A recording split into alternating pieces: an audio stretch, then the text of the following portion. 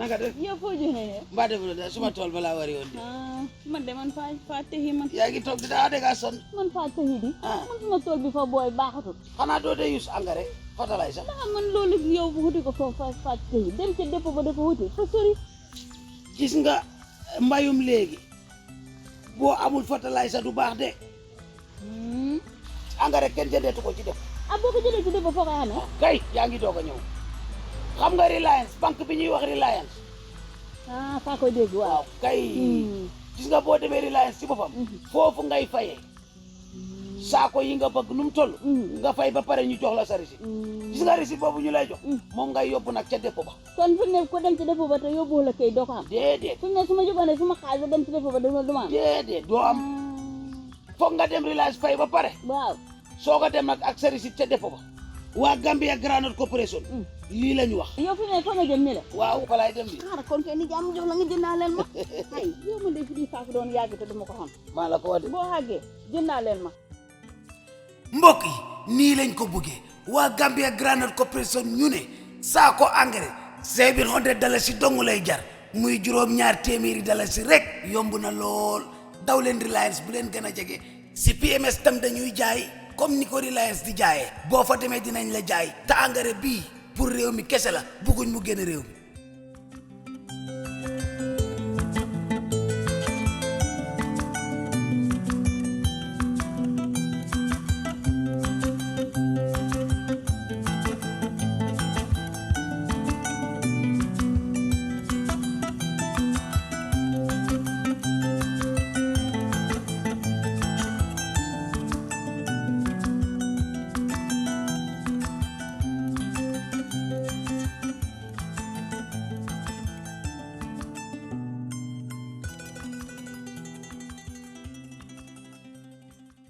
Gambia, Angola, China Holding, Gash, producers of the finest tomato paste in the Gambia. Jaja tomato paste, available in 5 kilos, 1 kilo and in sachets. For wholesale and retail, visit our factory at Banjulaling. We are also producers of Jaja mineral water, cool, clear and fresh. Gash, Gambia, Angola, China Holding, with headquarters at Fatu Golden Plaza, Mile 7, Bertel Harding Highway. Gash Group also provides the best security company, Gash Security, for your offices, warehouses, homes and personal property. Gash Group for all your construction projects, offering you quality water reticulation for your gardens, pump irrigation, tidal irrigation projects and all types of buildings. You can contact Gash on 396-7894, 700-8993, 373-0259. Visit us at Gash Global Group on Battle Harden Highway, Fatu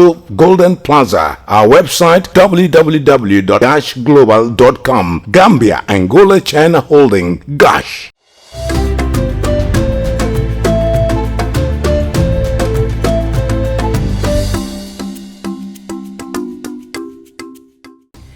It's a warm welcome here in our studio in Sarakunda. This is Star TV News with me, Maymuniju Fadera.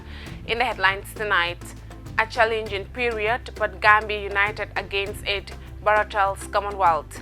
Intended pilgrims are entitled for refund, says Alhaji Usman Jah.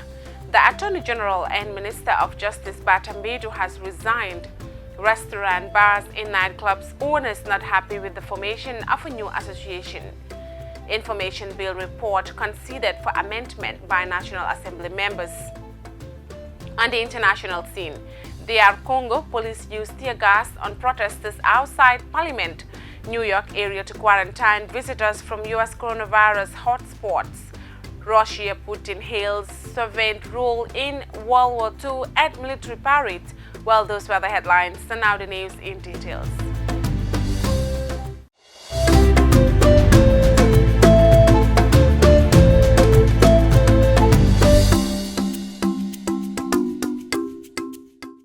His Excellency President Adama Barrow has told a virtual meeting of Commonwealth leaders on COVID-19 that the pandemic presented a challenging period for the country, but the population is united against it. Jacqueline Colley reports.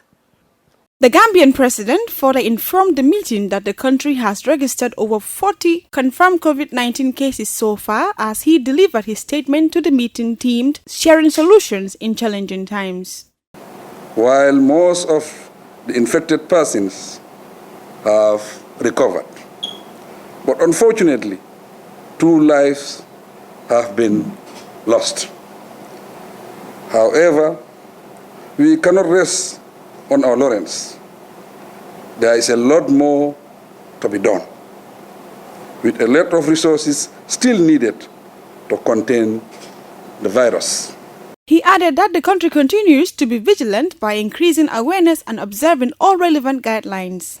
President Barrow noted that the wide-ranging effects of COVID-19, which he said brought to the fore the significant importance Commonwealth attaches to trade and investment. He described these prerequisites for economic growth, sustainable development, employment, and poverty reduction. Consequently, he added, implementing the WTO Trade Facilitation Agreement is immensely vital, just as the enhanced access to all markets for the exports of developing countries. In recognition of this Commonwealth trade and investment potential, President Barrow used the meeting to sound an advocacy bell on what he called the intensification of an intra-Commonwealth trade. Commonwealth developing member countries should also be assisted with financial and technical assistance to allow the effective implementation of sound macroeconomic policies. This will lead to equitable distribution of the benefits of sustaining high rates of economic growth for poverty reduction. Foreign direct investment is an essential component of our national development efforts, the Gambian president added. He further recommended the following. Commonwealth developed member countries are encouraged to provide adequate funds for the Commodity Futures Trading Commission. Small and vulnerable states need protection considering the current challenges they face as nations that depend heavily on tourism and fishing. These industries now face huge challenges resulting from the pandemic. Finance for green growth initiative and green infrastructure should be part of the efforts to create a sustainable future for all, especially considering the severe destructive, cumulative effects of climate change impact of natural disaster on vulnerable countries. President Barrow said this pandemic constitutes the most daunting health and economic challenge ever faced by humankind, and calls for concerted global efforts to effectively mitigate its economic and social consequences, especially the unprecedented loss of life. Despite our diversity as members of the Commonwealth family, we are all affected by the global pandemic, which has devastated our national economies and increased unemployment. Jacqueline Colley, reporting for Star TV News. After a press release image from authorities responsible for the annual Muslim pilgrimage in Mecca, limiting the number of pilgrims from various nationalities who already reside in Saudi Arabia to perform this year's Hajj. Due to the global pandemic, Alhaji Usman Jah, president of the Gambia National Hajj Commission, said the commission got the information from the internet but are awaiting to be formally informed by authorities in Mecca so that they will take steps on issues surrounding this year Hajj, which includes refunding monies paid by intending pilgrims.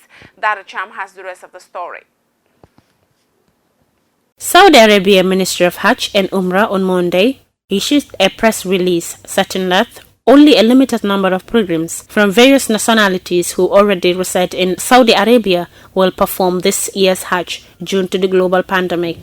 I think generally we all, the whole world, have seen the press release or press conference made by Saudi Minister of Hajj concerning the status of 2020 Hajj. As we all know, they have limited it this year to only Saudis and non-Saudis live in Saudi. And according to the statement, it will be a very limited number. Alhaji Usman Jah makes it clear that intended pilgrims who made payments for this year's pilgrimage have the choice to start asking for refund. But for now, the Commission cannot communicate to the public unless they get a clear formal information from the Saudi authorities. that if, for example, an operator or a would-be pilgrim that has effected payment, if he or she wants to get his or her payment back, that is obviously he shall get it. Now. Yes. But if he wants to leave it there until next year, whether will be allowed or not, I have to wait until we sit down with the line ministry and the National Hajj Commission members to take a firm decision, towards this issue. The religion leader also advised the people intended to perform pilgrimage to be patient and know that the authorities are just doing what is best for everyone.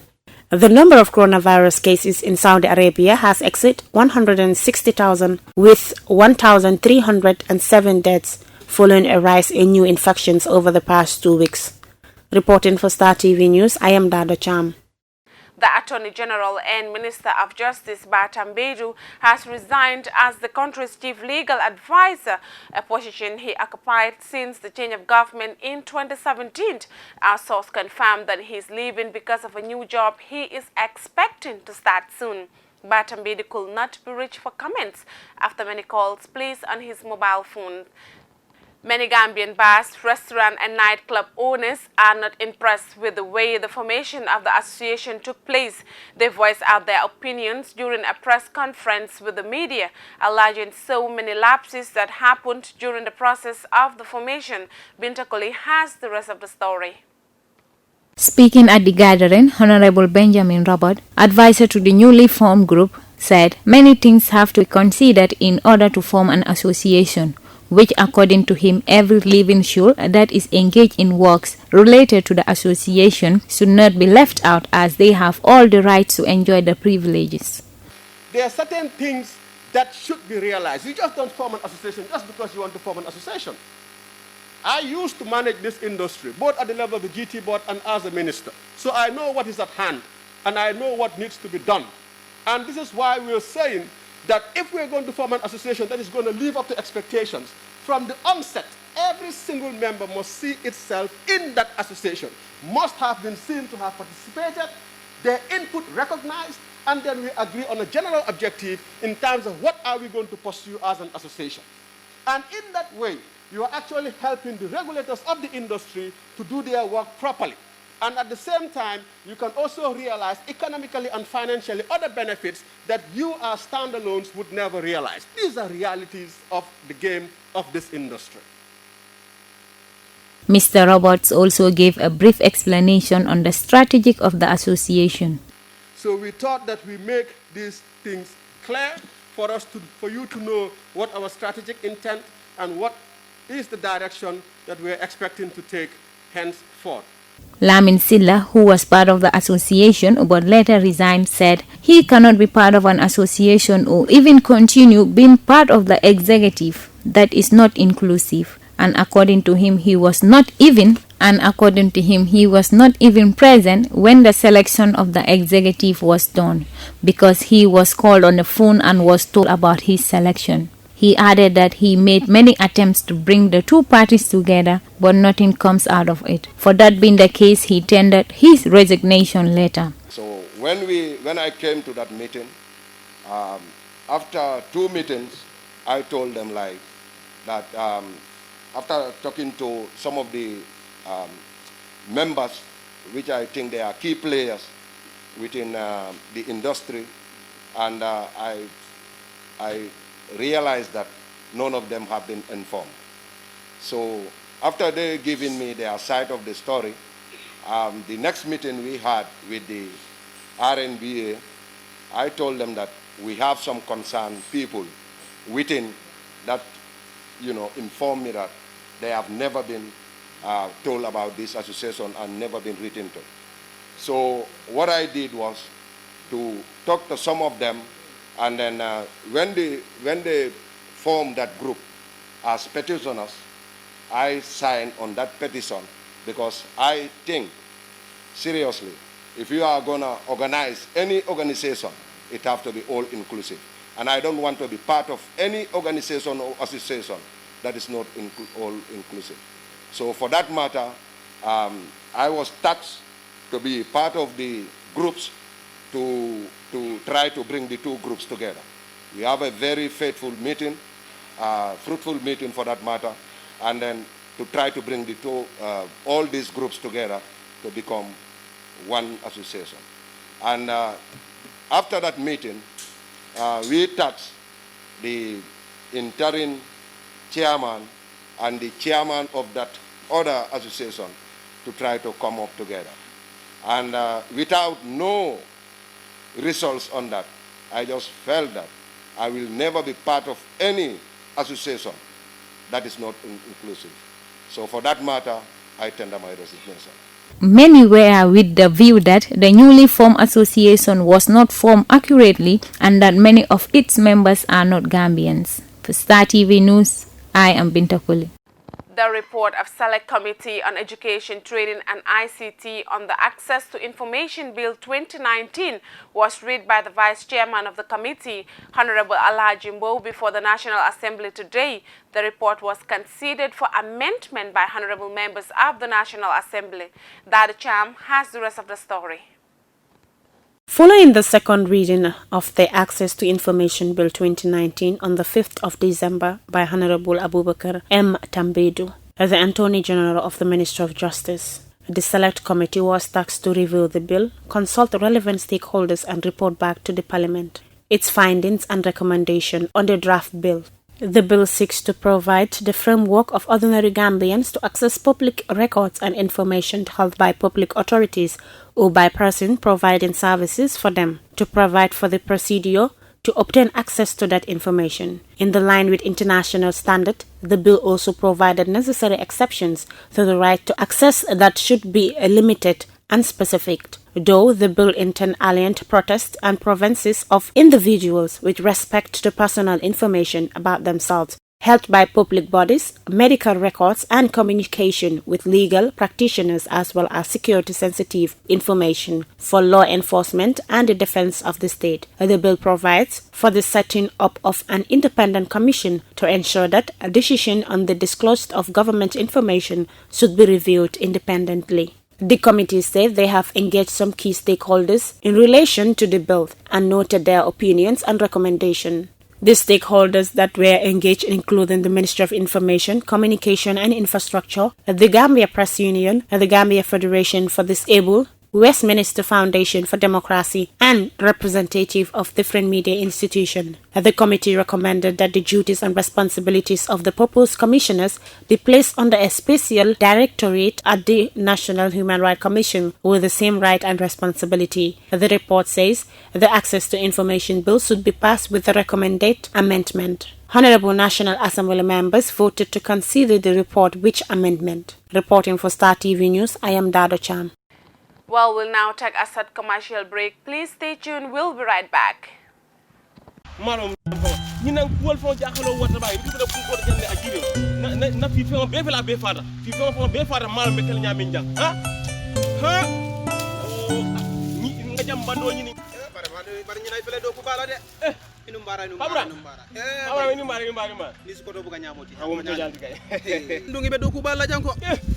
Mbedo ko walande bar fenkil nañ jaxal jang nga fem fi jabu ka bete nga fem fi jabu ka bete nga fem fi ko jaxal dafa malo mekel ñaati le ne jambando soto angare ñing ne o soto yake jang ila soto fengo fam be yiru wala je jambando ha wato alhamdulillah sa jambando mo so la ñaadi le sañi moli abula le kata fan kata depo ñinto hani ni futata je depo to sañi buka wafi de ka kodo ta mo bulu ka boto dila wo bo sañi wo botale sañi mimbe kering wolem ñinti ko reliance ibita wolto ye kodo jo reliance e ka risitol dira ba risito ñi ngaku matal de wo risito ñi niya dila e ka wole samba depo ñintu ne risito di yela jambando soto comme ngi yek mo fu ñami ngamoyle nim fana bodo jang ko tanke mbira jambando sanna GGC wolem Gambia Groundnut Corporation wolle be mararen ñi jambando la kola andu ila ñi jang ngalo ne ñi jambando niya ke jang ifam ba fa la ñela tumondo bar be jambando xel fa nga jibe nim bodo ya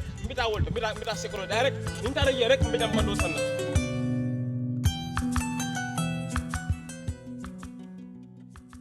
oto mbaɗigol ñiwode ñul natata kana mol dahandi jiji si ka jambando data la mole fadala si ceme worwula he ñomo alten to balde mbatu woto nimboru bayta ngata na jambando la ko do jo woto jang san sa mbe wutule ngata fo reliance nganna jambando la ko do joje to nganna risito ta ngata depo walla ngaji be CPMS katu ñindu la fulol de min suriyata na rek nin tara nga joje benna jambando sotlal al nimbara bak ala baraka.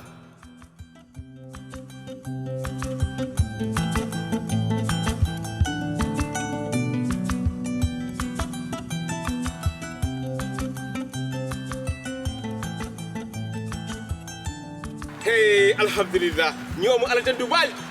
Moro nyina metu abena no sanal. Welcome back after that short commercial break, and we now look at the news beyond our borders. Police in the Democratic Republic of Congo's capital have fired tear gas for a second straight day to break a violent protest outside Parliament over proposed change in the judiciary. The party of former President Joseph Kabila is pushing legislation that could reshape the courts and whom they answer to. Al Jazeera's Ketia Lopez Hudayan reports. Police fired tear gas to clear hundreds trying to force their way into the parliament building in the capital, Kinshasa. They are supporters of President Felix Tshisekedi, infuriated by what they see as a judicial power grab in parliament. His party, the Union for Democracy and Social Progress, says the proposals would muzzle the judiciary and undermine the independence of judges. A ploy, they say, to protect the party of former President Joseph Kabila. As hundreds surround Parliament, others set fire to properties owned by Kabila and his associates. This law reform is very dangerous to our justice system. We are here to express our opposition. We didn't vote for MPs so they would support such reforms in Parliament. If passed, judges would be under the jurisdiction of the Justice Minister, a position held by the opposition party of former President Joseph Kabila, the Common Front for Congo, or FCC. It also holds a majority in parliament and government. Parliament is blocking the development of this country. We say no to this law. It would create trouble in our justice system. The former ruling coalition must be aware that we are the voters and we have power. Kabila supporters say their proposals are meant to fight corruption by defining the oversight powers of the Justice Ministry. FCC Chief Noemi Wilanya issued a warning to protesters. Careful. Protesters must realize that everyone knows how it starts, but not how it ends. Congolese politicians have been seen by many as untouchable, a perception that appears to be changing. On Saturday, the president's own chief of staff, Vital Kamerhe, was sentenced to 20 years of hard labor for stealing public money. He is the highest official ever convicted of corruption in the DRC. The conviction has earned praise for the president and the courts, but there's clearly disagreement about how independent the courts should be. Katia Lopez Odoyan, Al Jazeera. New coronavirus cases in the U.S. have risen to their highest level in 2 months, with almost 2.5 million infections and more than 121,000 deaths. Researchers at the University of Washington are now predicting that nearly 180,000 people could die from COVID-19 by October. Once the epicenter of the pandemic, New York State, along with its neighbors, New Jersey and Connecticut, is clamping down on movement from affected states. Al Jazeera's Mike Hannan reports from Washington, D.C. Cases of the virus are peaking in at least 9 U.S. states, most of them ones that dropped mitigating measures earlier than others, like Texas, where the number of people being hospitalized has doubled in the past 2 weeks. And people got complacent. People got a little bit overly confident in our ability to manage, more normally. And people started to act like it was summer. They started to act like they wanted to go back to parties and do lots of big things like that. And it's coming back and it's biting us, quite frankly. In Florida, where hundreds are lining up for testing as the state sees more than 5,000 cases in a single day. And in North Carolina, where the opening up of the state has been rapidly reversed. So today I'm announcing that North Carolina will pause and continue our Safer at Home Phase 2 for another 3 weeks. Now, this is not where we plan to be or wanted to be, but it is one of 2 important decisions that we need to make to effectively fight this disease. The other important decision is to make the wearing of masks mandatory, a measure now being implemented in a number of other states, including California. It's a mandate in the state of California because it not only protects you, it protects others, and it sends a message to people that we are not out of this pandemic.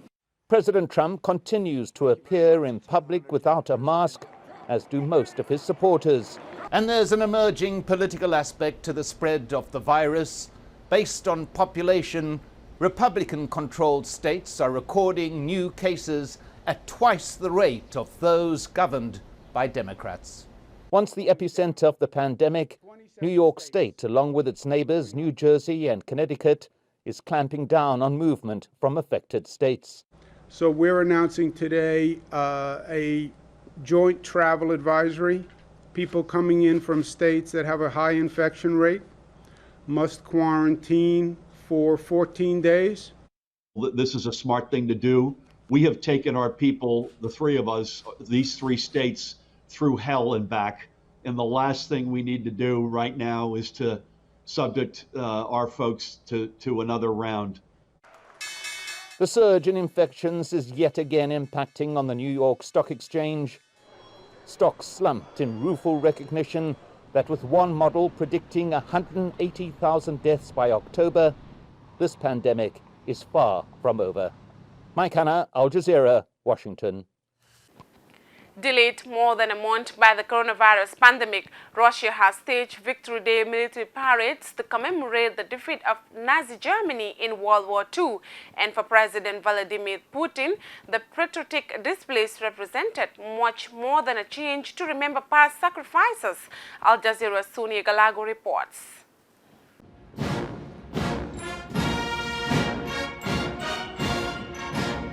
A show of might designed to commemorate and stir up Russian patriotism. The 75th anniversary of the Soviet Union's victory over Nazi Germany pulled out all the stops, with 14,000 troops from 13 countries and military hardware, old and new, paraded in Moscow's Red Square, and a rare appearance in public of the Russian president since the lockdown. It is impossible to imagine what would have happened to the world if not for the Red Army. Its soldiers did not look for war, or other countries, or glory, or honours. They sought to finish off the enemy, win a victory and return, and paid an irreparable price for the freedom of Europe. The Victory Day celebrations had been postponed from May 9th because of the coronavirus pandemic. Despite more than 7,000 infections still being registered every day and worries that large public events were a hazard, many still willing to take the risk turned up. On one hand, you understand somehow that you should follow the restrictions, but on the other, it's such a great holiday and it's a shame to be hiding somewhere. Our grandfathers were dying despite everything. And what, we will be hiding because of the coronavirus? Like other countries during this pandemic, Russia's economy is in crisis, as is its health system, and proving to be the biggest challenge in Vladimir Putin's 20 years of leading the country. His approval ratings have slumped to record lows, despite efforts to restore the country's global influence. And Russians are about to judge that in a vote on contentious constitutional reforms, which could see Putin's rule extended until 2036. He doesn't have anything positive to show besides this. Economic growth is weak, Russia's cultural influence is decreasing, and its financial influence is even more so. All these promises that he made to the population, they turned out to be more or less empty, and the parade is an unmistakable thing. Harnessing a victory from the past to distract from a troubled present may boost patriotic sentiment. But the question is whether Putin will be able to sustain that in an uncertain future. Sonia Gallego, Al Jazeera. Well, before we end the news, a quick recap of our main headlines. President Adama Barrow has told a virtual meeting of Commonwealth leaders on COVID-19 that the pandemic presented a challenging period for the country, but the population is united against it. After a press release emerged from authorities responsible for the annual Muslim pilgrimage in Mecca, limiting the number of Muslims from various nationalities who already reside in Saudi Arabia to perform this year's Hajj due to the global pandemic. Alhaji Usman Jia, president of the Gambia National Hajj Commission, said the commission got the information from the internet but are waiting to be formally informed by the authorities in Mecca. The Attorney General and Minister of Justice, Barrow, has resigned as the country's chief legal advisor, a position he occupied since the change of government in 2017. Many Gambian bars, restaurant and nightclubs owners are not impressed with the way the formation of the association took place. The report of Select Committee on Education, Training and ICT on the Access to Information Bill 2019 was read by the Vice Chairman of the committee, Honorable Allah Jimbo, before the National Assembly today. Police in the Democratic Republic of Congo's capital have fired tear gas for a second straight day to break a violent protest outside Parliament over proposed changes in the judiciary. New coronavirus cases in the U.S. have risen to their highest level in 2 months, with almost 2.5 million infections and more than 121,000 deaths. Delayed more than a month by the coronavirus pandemic, Russia has staged Victory Day military parades to commemorate the defeat of Nazi Germany in World War II. Well, that's all for this edition of today's news. Do enjoy the rest of our programs and join us tomorrow for more news. Thanks for watching and have a wonderful night. Bye for now.